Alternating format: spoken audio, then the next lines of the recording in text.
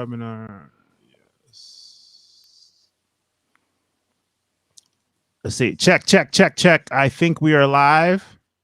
Let me check on a couple other platforms to make sure that we are definitely live. Let's see. Check. I think we are live. Let me check on a couple. See. Check. I think we are live. Oh, wait a minute. Let me check on a couple other platforms to make sure that we are definitely live. I think we are live. All right. Comments. Okay, my name is Warren Peace. In the studio today, we have my man Perry, who is Perry. Wait, let everyone know where you're from, real quick. So, ladies and gentlemen, my name is Perry Dante. I'm from Chicago, Illinois, and I am a drummer, percussionist, DJ, MC, dancer, entertainment, all of the whole 9 yards. Thanks for having me, guys. Word. And then we got my man PJ.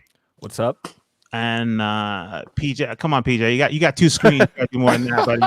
Yeah, I'm from Iowa. I produce music. I'm a mix artist. I work with DJ Gear, Pioneer DJ, Direct Music Service, and Digital DJ Tips. Yes. And myself, Warren Peace. I am from directmusicservice.com. And the purpose of today's webinar is basically to let you guys know how to incorporate instruments in your DJ set, how to work with someone who's playing with an instrument, how to monetize that, which is something you might not think of, but when you add these elements to your DJ set for your performance, you actually can make more money and charge more for this. And actually, it is more entertaining, and you will get more gigs from that. And I've talked to a few people about that myself, about adding stuff in. And as you can see behind me, I have a bass right here, which I'm actually got me excited because that was what I was trying to do, or still doing with my actual DJ set. So the way we're going to run this is super lax. I don't know what levels of people that we have on this webinar, but so it's going to be super lax, meaning just give us on the comments, whether you're on Twitch, YouTube, Facebook, whatever, just type in comments like what kind of questions you may have. We're going to go over things from what instruments various people, what Perry plays and what PJ plays. Also, the equipment they use, not instrument equipment, but an additional mixer, cabling, things to take in consideration when you're doing a gig, as far as like, the stage. The stage definitely has to be bigger because you're just not DJing. And like in Perry's and PJ's situation, he has one of the small controllers like the DJJ 400 because he's got a guitar and he got it for other things. So let's just go by and let's start off with PJ because I think a lot of people are familiar with you because you work with DMS. PJ, tell us what instrument you play and you describe your setup when you set up at a club. Okay, so basically for my live setup, I've been bringing my guitar, my electric guitar, and I use a really small DJ controller, the DJJ SB3, but I have the software upgraded to Serato DJ Pro. And what I do is I bring one or both of my electric guitars. This is my EVH Wolfgang. It's my favorite guitar that I have. I think it's sexy. All my guitars are whites, so she can't know how many guitars I have.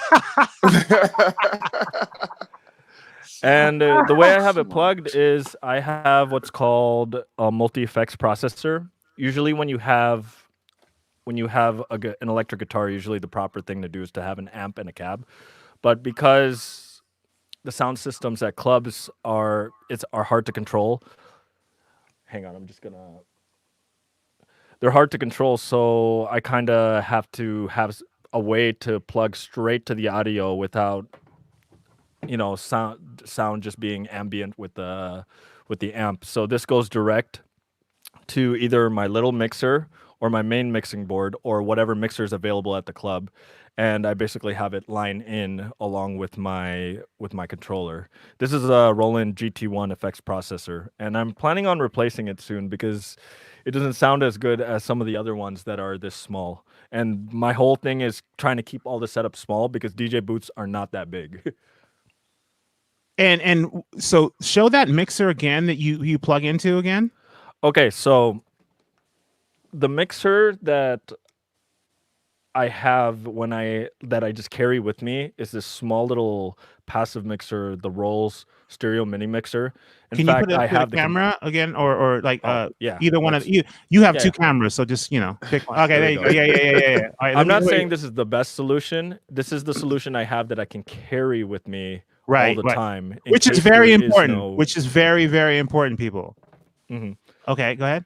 Now I have, like the proper thing to do is to have a bigger mixer like this Mackie over. Let's see if I could get it in the camera. You're good. Good. Right I got you. there. I got you right Yeah. there. Yeah. This Mackie right there. Uh-huh. So this is a small Mackie mixer. I can put my controller in there and my guitar. The thing is, right now I have a lot more stuff plugged into this. Whoops. So I'm using this small mixer to combine some of them. Now, do you plug? So you don't put a mic on the guitar amp. You just go plug right into that mixer. Yeah, it's basically amp simulation inside the multi-effects processor. It's supposed to be used as a pedal, but I use it desktop wise, and I have expression pedal to control the volume, which is actually down below here. So this is how I control my volume, because volume control is really, really important when you have an instrument, because sometimes it's really easy to go too loud or too quiet. And again, that's something that you really have to keep in mind when you're performing at a gig. Is you're used as a DJ, you're used to one level, it's set at one level, everything's cool, everything's happy. But when you're playing an instrument, especially Perry, you can talk about this. If you're playing too loud, or you're over everyone, like that. That's a buzzkill and a half. So tell us more about the volumes and what you use to control the volumes, and also maybe like other additional equipment you bring besides your drum set. Okay, so the most important thing is always a sound check. It's when you're playing with a DJ, his levels, he might do a sound check. You might think that sound is right, then that drummer goes on, and then those sounds automatically get the peaking. So one of the things that we do is pretty much it's really just since drums don't have what PJ have, you can't technically turn up and down the drums. It's mainly getting that sound check and getting that blend together with the DJ. So once this level is good, the drummer has to know how to play towards the crowd or the audience. Now, if you are lucky enough and you are in the venue that allows you to do drum mics, then that is a key to locking them up. So usually most of the time when we go to a venue, there's always a house sound guy. Right. But you do want to make sure that you talk to them and help them out, because you might want a little bit more reverb on snare or something like that. But it's really just knowing like a equal base of as far as how the sound should be. And usually your sound guy takes care of that. But you want the drums almost to sound like the blend with the track. You don't want it to sound like you got a drummer and a DJ. You want everything to sound just like one track as a whole. And when so you bring up a good point. So you're going to a gig. So just as a DJ, I might bring a controller. I might bring a USB drive. I might just bring a computer. But like you're saying, you show up, sound checks, obviously at least 2 or 3, at least double the amount of time that it takes with a DJ, at least.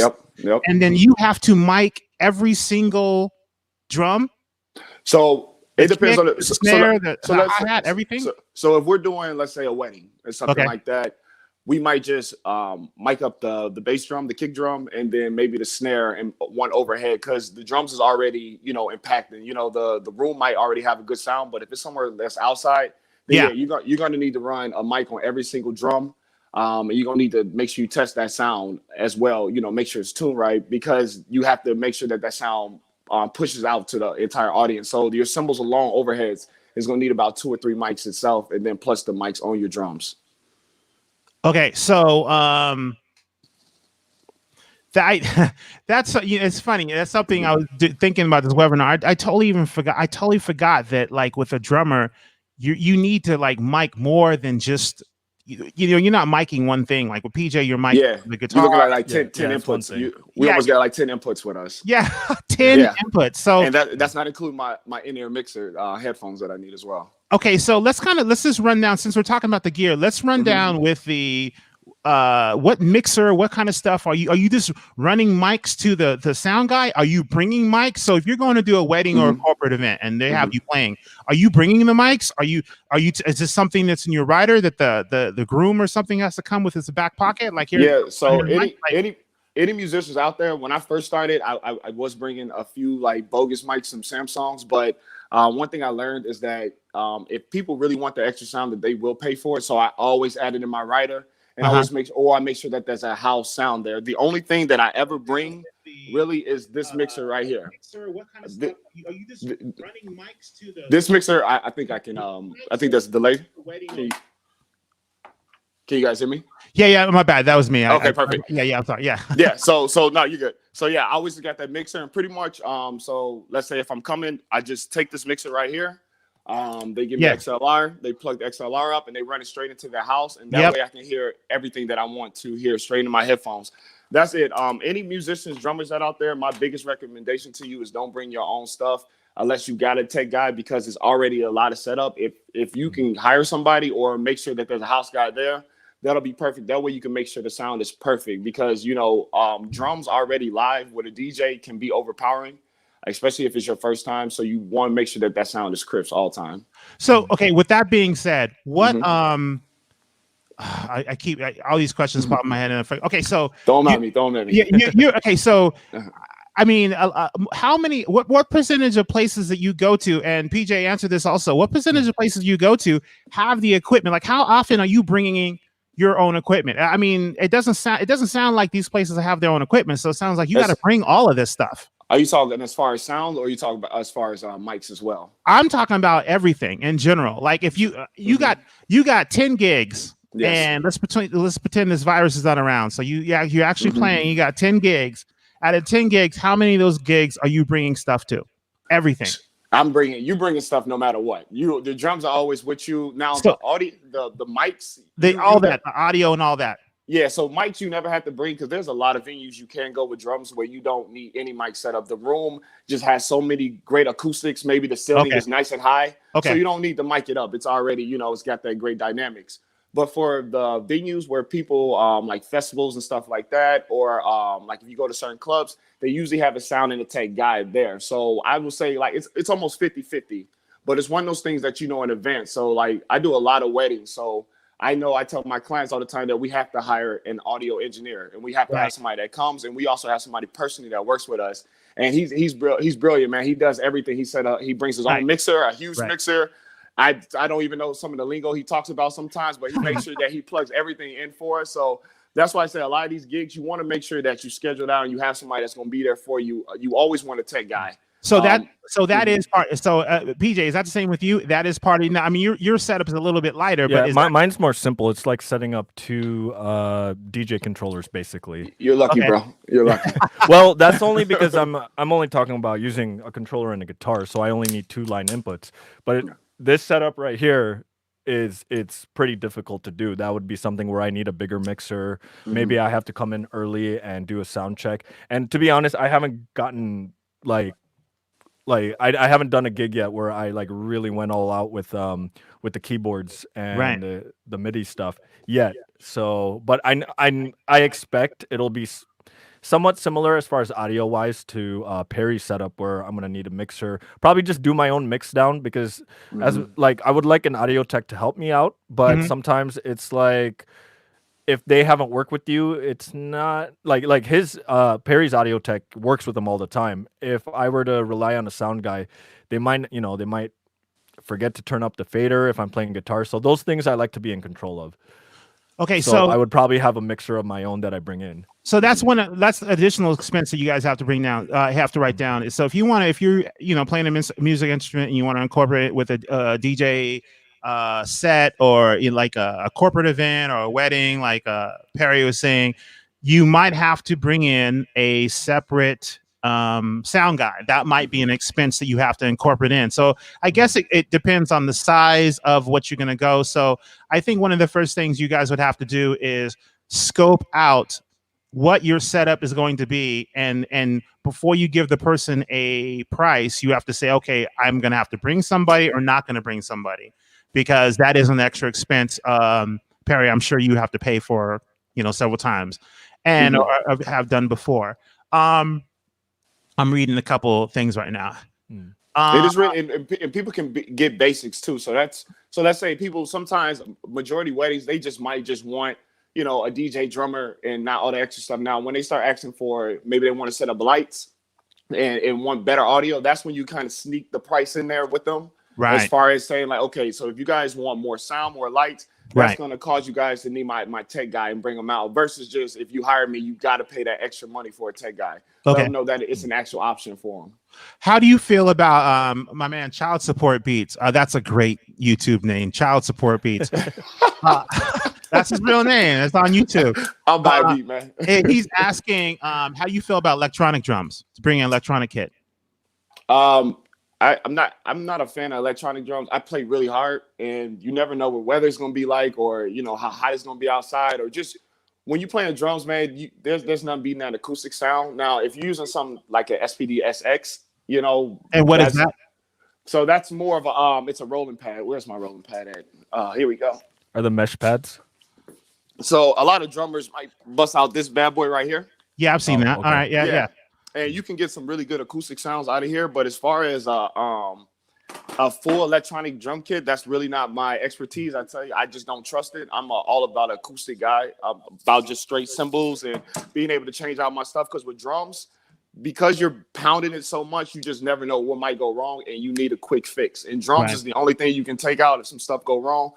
Fix it like that. It's not like a DJ. If your DJ equipment go out, you might not know what wires or what buttons you got to fix, but with drums, you can kind of fix the issues easy. So I think that's more of a personal preference. It is a personal preference. But what about at a quieter venue? Like, because one of the things that I've experienced is like the drummer was just louder than the sound system acoustically. So would like electronic drums be kind of a good like alternative in a quieter venue? I've seen like churches use electronic drums. I know Roland's got some great the TDKs. Which one do I have? I think my son I got an old one in my garage. But yeah, as long as you mix them good, you can make them sound good. But you can't beat the acoustic sound, man. If you really want that great music and you want your cymbals to bleed out, and really get the good feel and chokes, you got to go with acoustic. Now, if you're just in the studio, you want to let your drums go crazy. Ladies and gentlemen, Perry is a rock star, so he wants to play loud. I'm far from it. He wants to be obnoxious. He wants to throw the drumsticks at people. There you go. There see, so. But hey, the setup is way lighter on the electronic. Yeah. Put that in a box. So the basically the answer to that question, Child Support Beach was the best name ever. Is that it's basically your preference. If you play electronic drums, cool. If you don't like electronic drums and you have a drum kit in your house that you use all the time, then that's the one you have to bring. And the other thing with what everyone's saying here is you have to keep in mind with your setup. So with, of course, PJ's setup, it's much lighter, it's his guitar. You can probably walk in with one person, maybe two loads, and spend an hour there, you're ready to go. With Perry's setup, maybe 2-3 people, and he's there for an hour or 2 hours. 2-3 hours. Oh, Perry's fast, dude. Yeah, I've seen this guy like tear down in like 5 minutes. Yeah, well, tear down. We can't talk about tear down hella fast, but we're the NASCAR of music. Yeah. A 2-hour sound check. No, for a DJ like me, 15 minutes. A sound check.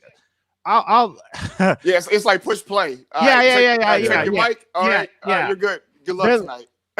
80% of my corporate gigs, they'll say, you got to be there an hour early. And I will tell them I will not be there an hour early. I guarantee I will not. I'll be there 15 minutes before. And they freak out. And then I'm like, listen, I'm there. Sometimes I stick my USB in and then set my computer up. I'm like, what? I'm ready to go. So no. Yeah, drummers, you gotta go early. You're saying 3 hours. I'm charging double right off the bat for setup because I gotta be there 3 hours early. You gotta get there, you gotta set it up, then you gotta make sure it's tuned, then you gotta go through each drum. They still gotta put the mics on your drums, and then you gotta do a full sound.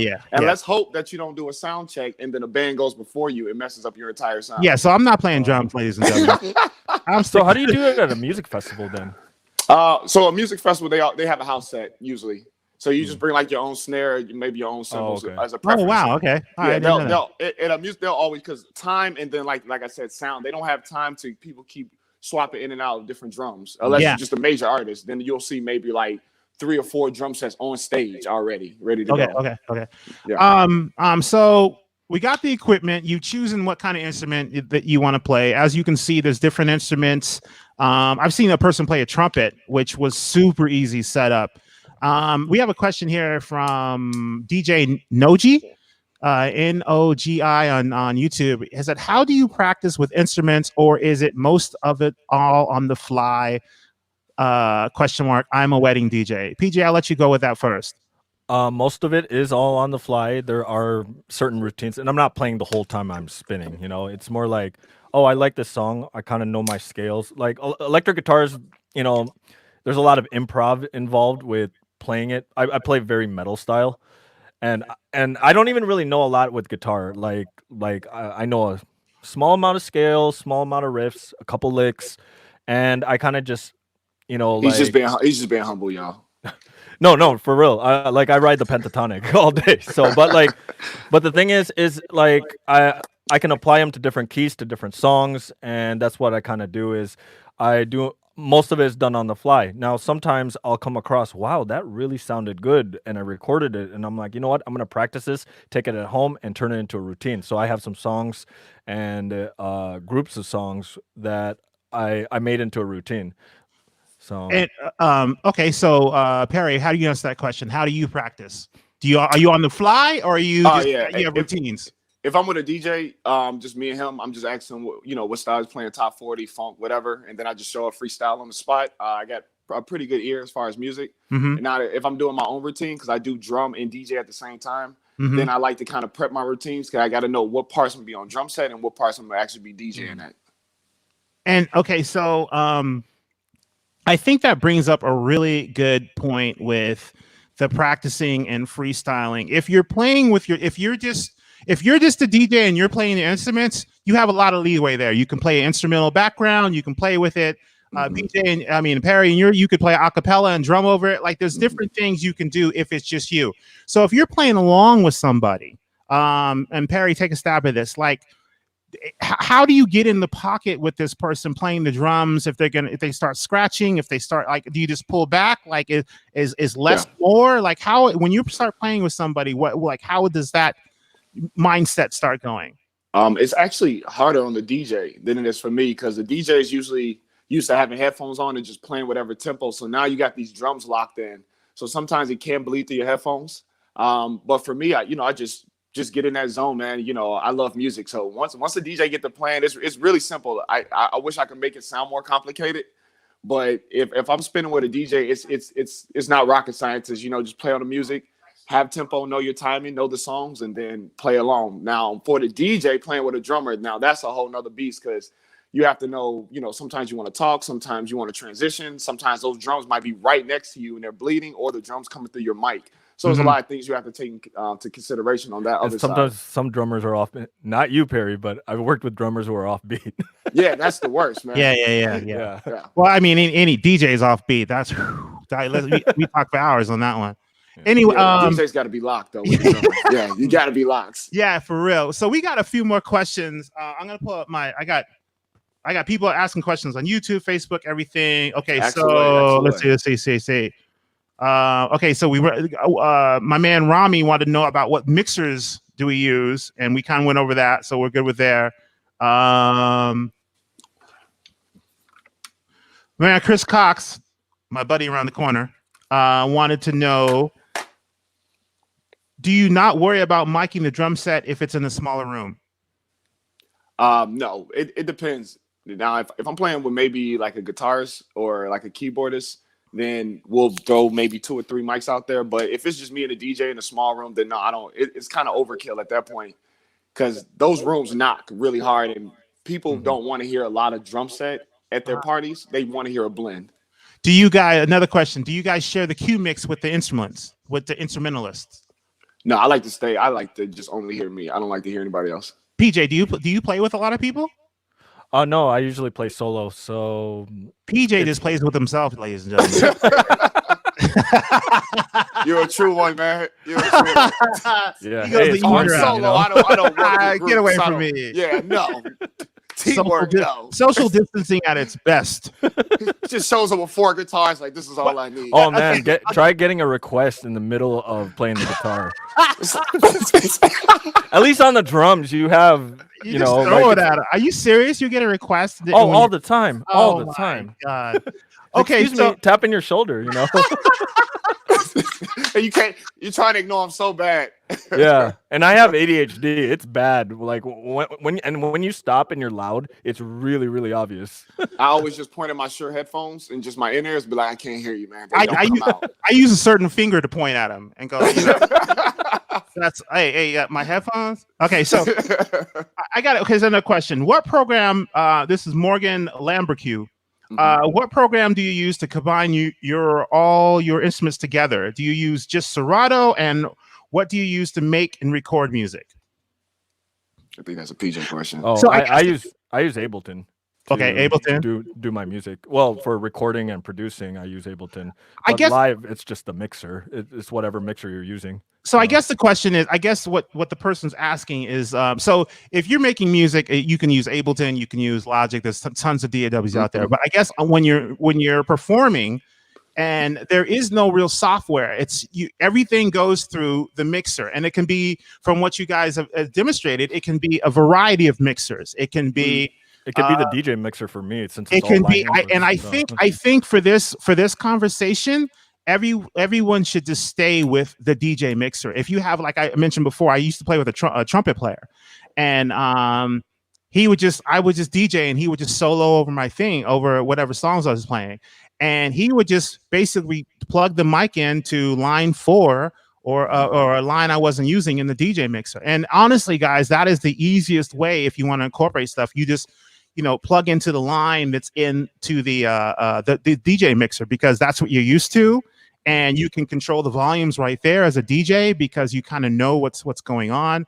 Yeah, you got plenty of inputs. Yeah, and the other thing I would say, just from my little experience of playing with other people, is if you have a drummer, a guitar player, a trumpet player, I've had singers that jump on, you want to try to point one of your monitors towards them so they can actually hear the music and know like where the beat is.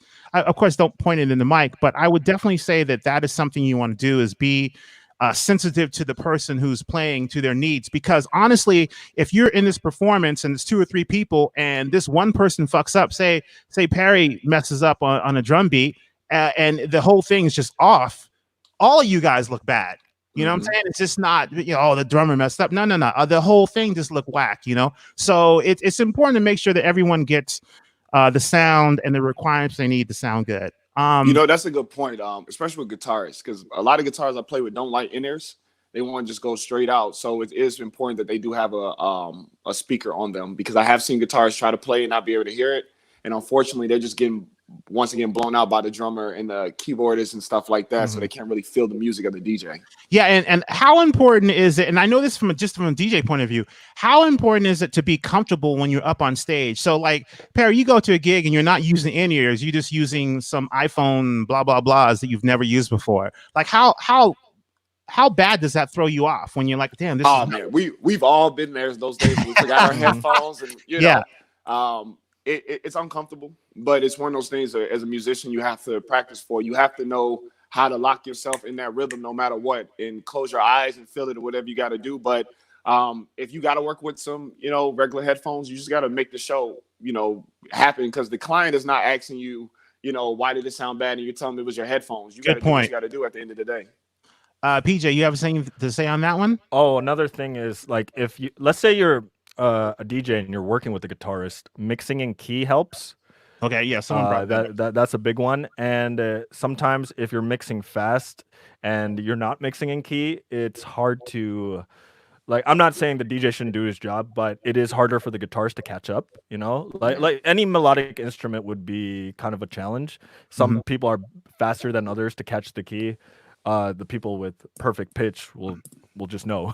But like most musicians who can improv have relative pitch, so they need like a second just to catch where they are. And one of the things that you don't want to happen is when he finally finds the key, and then next thing you know, you're off to the next song. So mixing in key kind of helps. Not kind of helps. It's when I spin and I play guitar, I usually stay in the same key because it's easy to catch the next song. And then I kind of just have it memorized now, looking at the Camelot wheel all the time, the numbers. It's like I know 8A is, A minor. I know 5A is C minor. Like I probably don't remember only 2 of them now. just from doing it all the time. So I kind of know my guitar from the Camelot number codes.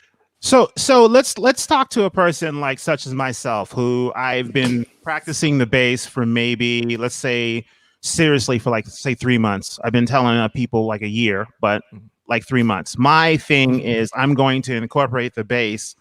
And damn, I can't believe I'm saying it now because I'm really putting myself out there. I'm going to. Now we know. Yeah. I'm going to have Hey, to. we're about to form a band. That's what's gonna happen. Fried chicken pho. What happened to fried chicken pho, man? That's the band. Let's get it.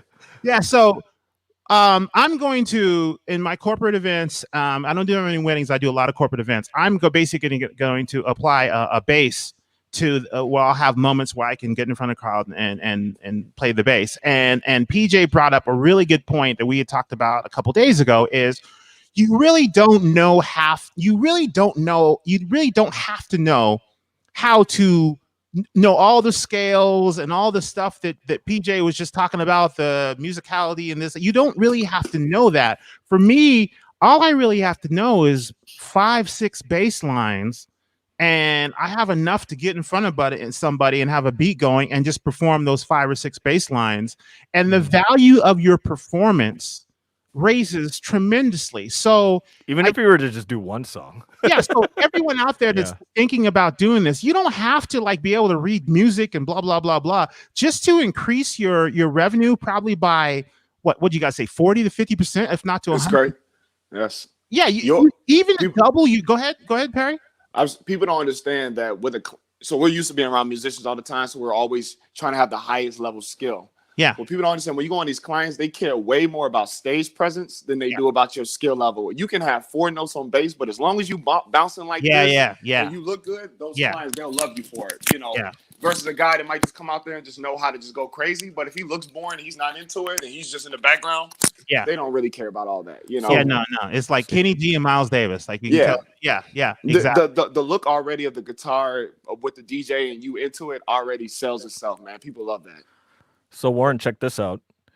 There's this program called Extract Stems, and it can take a track and then do its best to split it into individual stems, which is like a cappella, drums, bass, and the rest of the instruments.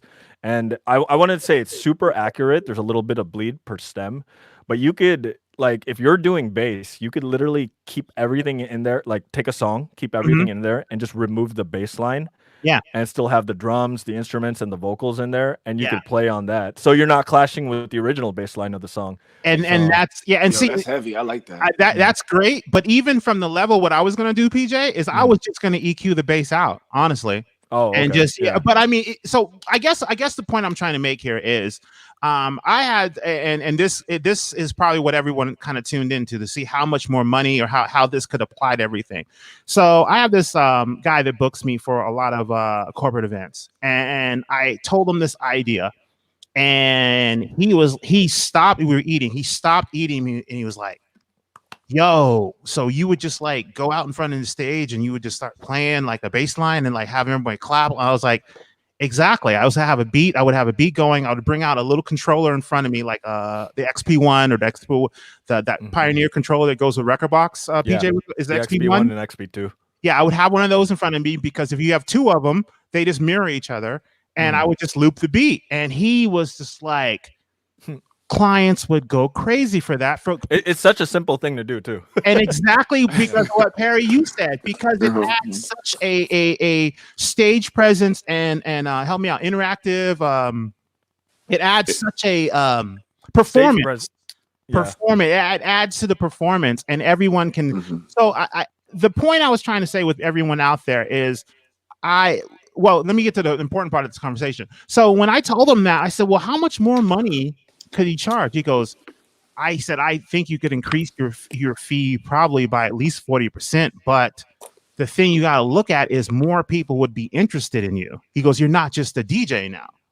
He goes, and I was like, oh, and again, I think it was Chris Cox. So yeah, Chris Cox typed it on here. He was just like, the bass lines. If I learn Billie Jean, Seven Nation Army, another one bites the dust.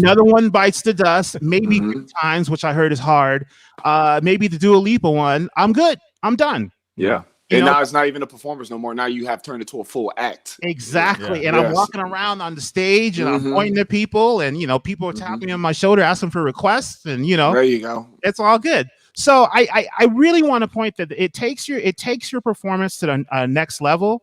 I don't think it really matters what instrument you want to play. As you can say, PJ's got a guitar, and we've seen him during the live mix he did, how he incorporated that.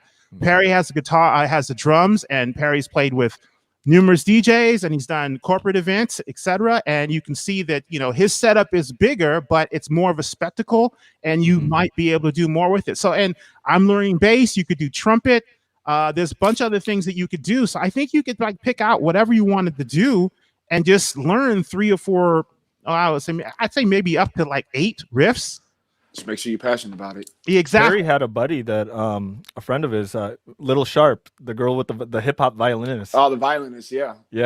She was there with us when we when we met. Yeah, we had the guitar, we had guitar, drum set, DJ, we had a lot, man. I came with my guitar. This guy comes with the whole band.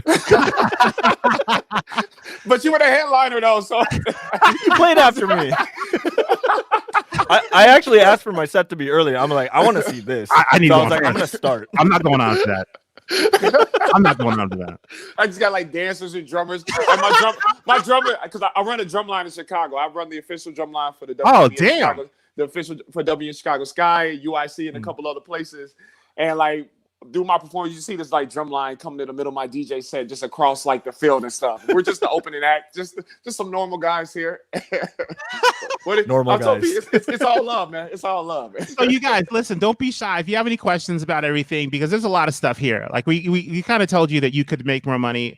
One of the things that I asked when I first started doing this is practice, and I've asked. I think right now's the time to learn. We got time. Right now is the time to learn. Yeah. And there's if you go online, there's this thing, a place called Fender Play, which I use, which I think they're offering 3 months for free right now. Fender Play is. You don't even have to pay. You can go on YouTube, and there's tutorials on how to learn bass line guitar. There's no excuses at this point. You can learn anything you want.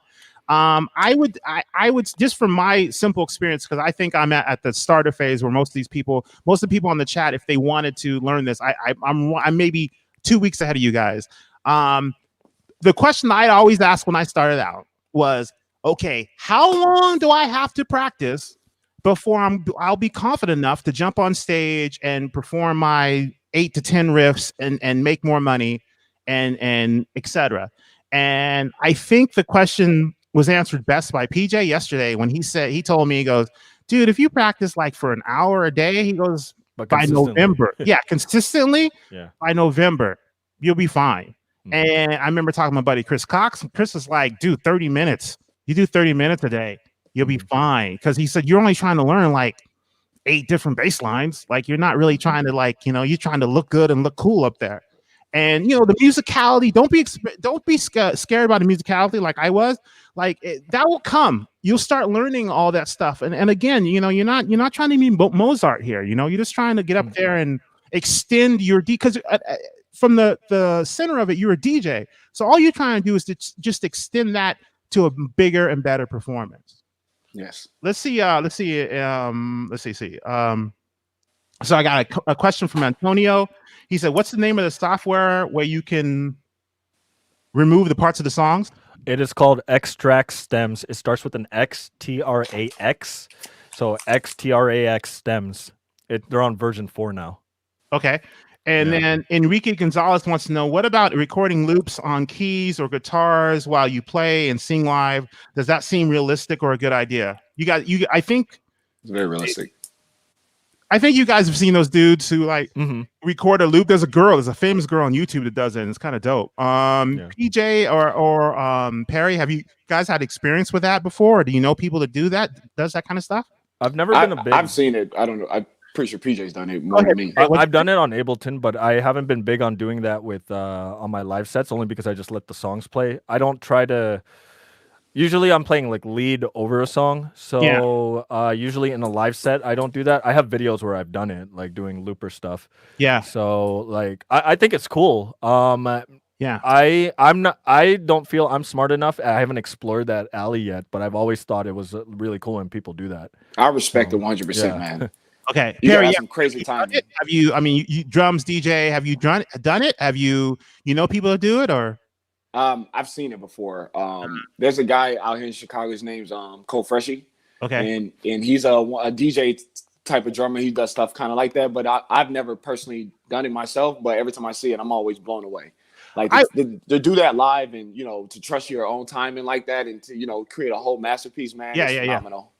I would say I've thought about that. Me and some friends have even talked about that. I think the only thing that I didn't like about it is when you're performing a DJ, being from a DJ mindset, and all this stuff, guys, comes from a DJ mindset. So from a DJ mindset, when you're performing, your momentum's going up like this. Is like gradually going. I always felt when you did the looper stuff, if you had the momentum, I always felt it was a big dip in the momentum and then you'd have to build it up again because when you do the looper stuff, you have to start from a loop.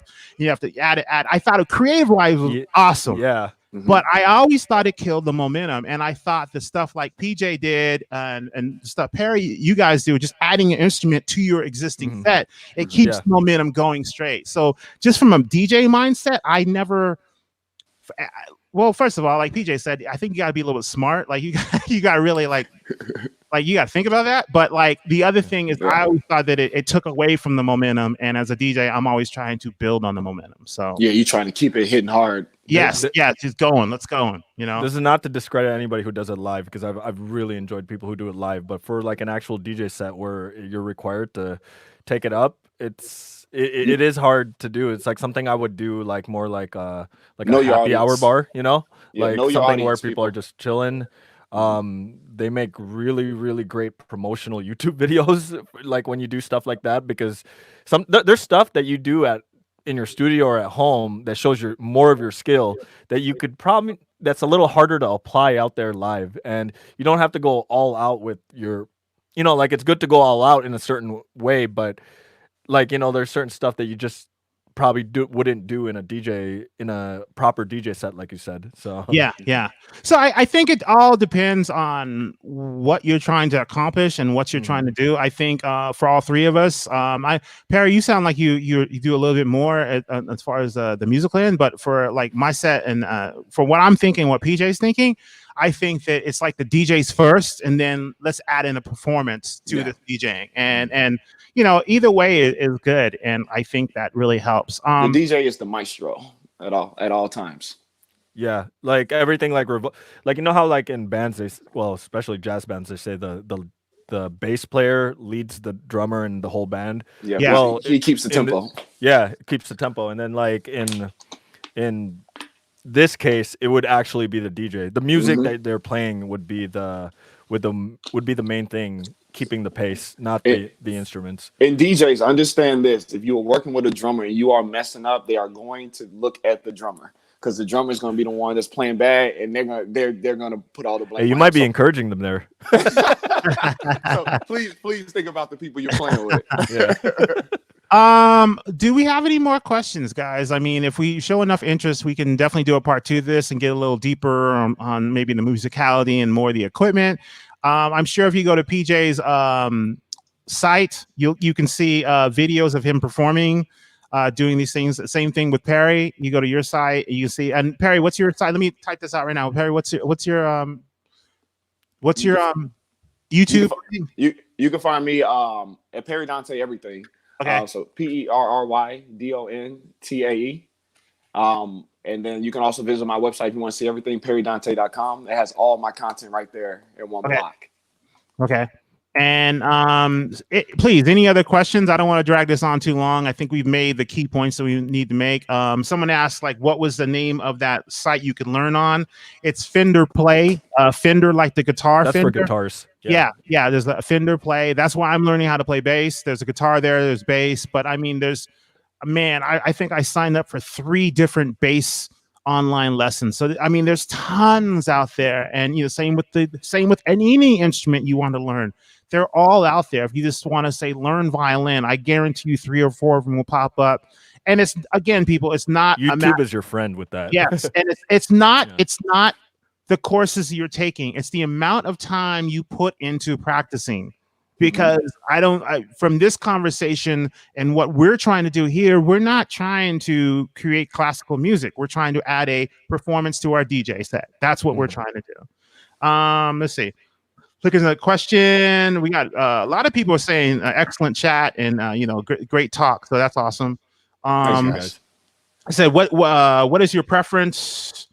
Ableton or Logic, Serato, Rekordbox, Tractor? PJ, I'll start with you. I'm an Ableton guy. I just it's not that I wouldn't do Logic. I started on FL Studio a long time ago. Switched over to Ableton when I switched to Mac because FL Studio wasn't available back then.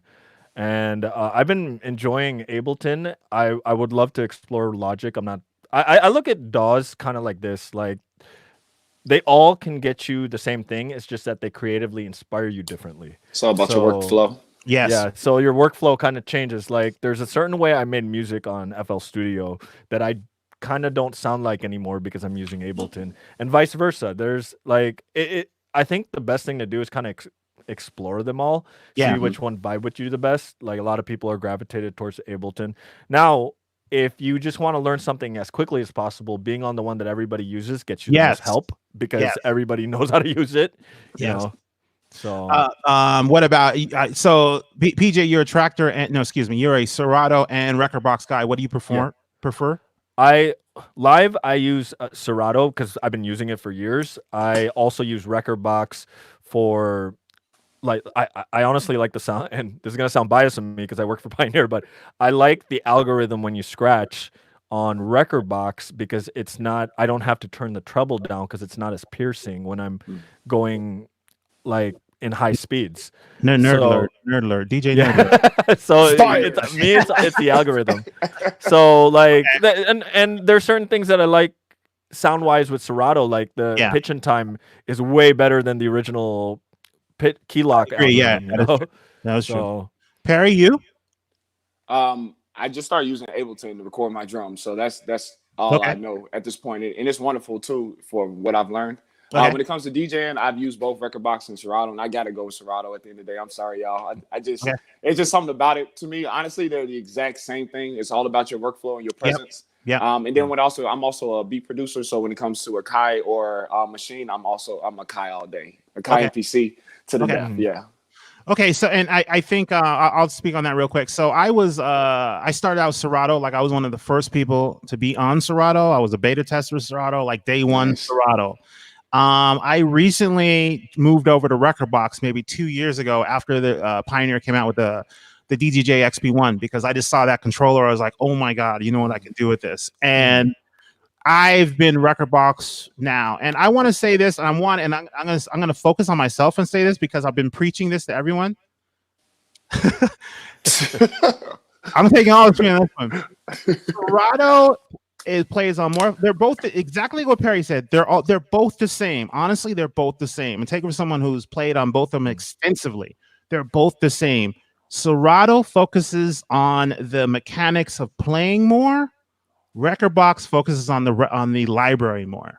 That's what I would say to everyone that really wants to know the difference. Is Rekordbox's library is, to me, substantially stronger than what Serato offers. But the playing, the making sure that the stuff doesn't crash, and I'm not saying Rekordbox crashed because I never crashed on me before, but that is Serato's expertise, I would say. Plus title. Don't forget that little uppercut. Yeah. That was a lovely deal right there. Yeah. And then the other thing is I'm a PC guy. I'm not sure. Just to let you guys know that I'm a PC guy. So he has like nothing Apple. Not even his. Like when you text him, it's green. Yeah. I'm so. You know what? I didn't even realize that till just now. Yeah. I'm a Android and old school fanboy. I've been since day one. Okay, so let's see. PJ, what's your site? I currently don't have a website, so my main place is my YouTube channel. So youtube.com/Prionjoni. YouTube. I'm gonna put in there youtube.com/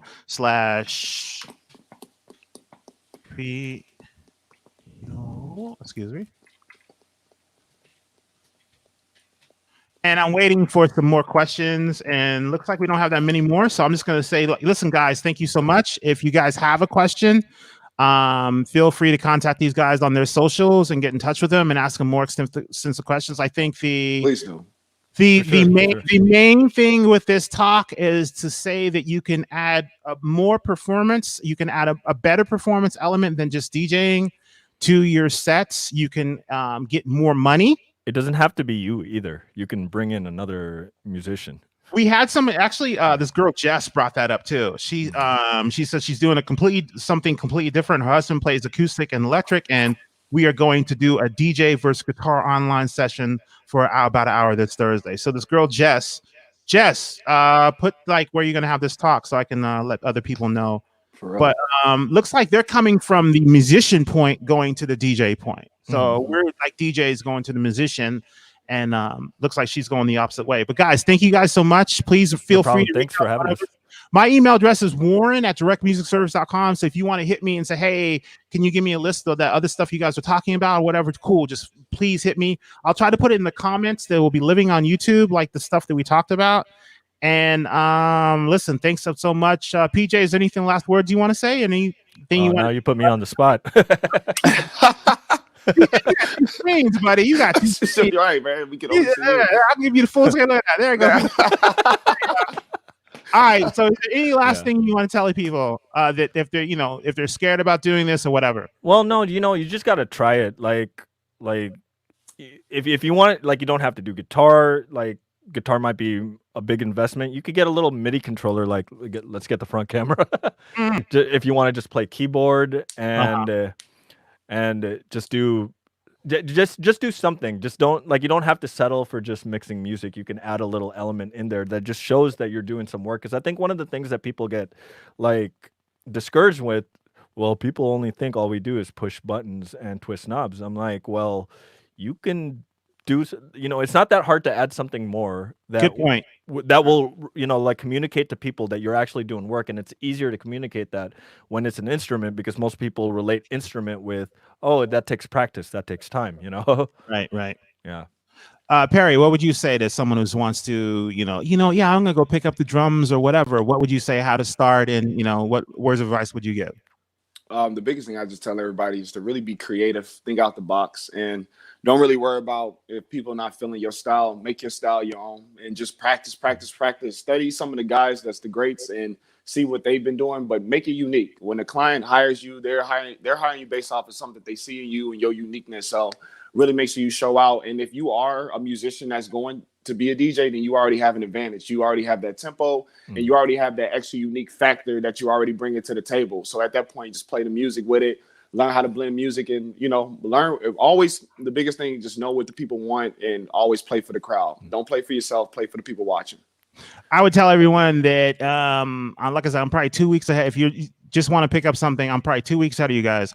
And I would say that it's the same thing when you're trying to learn a scratch or learn a mix. You got to practice. If you don't practice, it will not happen. I don't care what kind of online course and how much you pay for it. If you do not practice, it will not happen. And practice outside the instrument too. Yeah, of course. If you're in a car, just do this. Yeah. just drive. It's funny, you don't have any time like this. Muscle memory, baby. Muscle memory.